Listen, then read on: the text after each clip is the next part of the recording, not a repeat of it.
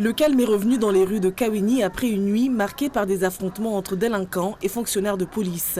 Mais ici, personne n'a rien vu, n'a rien entendu, par peur de représailles. À Kawini, les bandits semblent faire la pluie et le beau temps. À la recherche d'un individu pour des faits de vol commis avec violence, un équipage de la BAC est pris à partie. Du renfort arrive, les jeunes veulent en découdre. Ils font un blessé, c'est le chef de la BAC.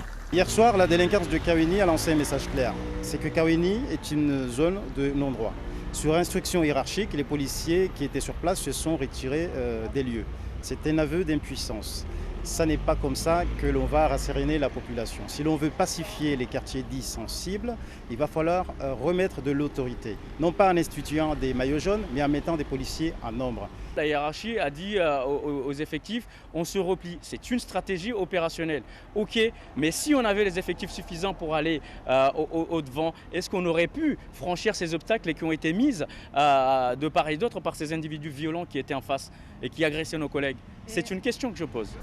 Les agressions physiques sur des policiers s'enchaînent. Le 2 avril dernier, un policier de la BAC a été contraint de faire usage de son arme, un cas de légitime défense face à un individu armé d'un bâton clouté. Les forces de l'ordre seraient-ils submergées par la réalité du terrain ? Ce qu'on demande, nous, c'est surtout que le policier ait un minimum de marge dans l'accomplissement de ses missions et qu'on reconnaisse la pénibilité aujourd'hui de l'exercice opérationnel et également nos véhicules qui ne sont pas adaptés. S'il n'y a pas de protection judiciaire, je pense par là une réponse pénale ferme face à ce genre d'individus, eh bien les policiers ne pourront pas continuer leur travail dans des conditions sereines.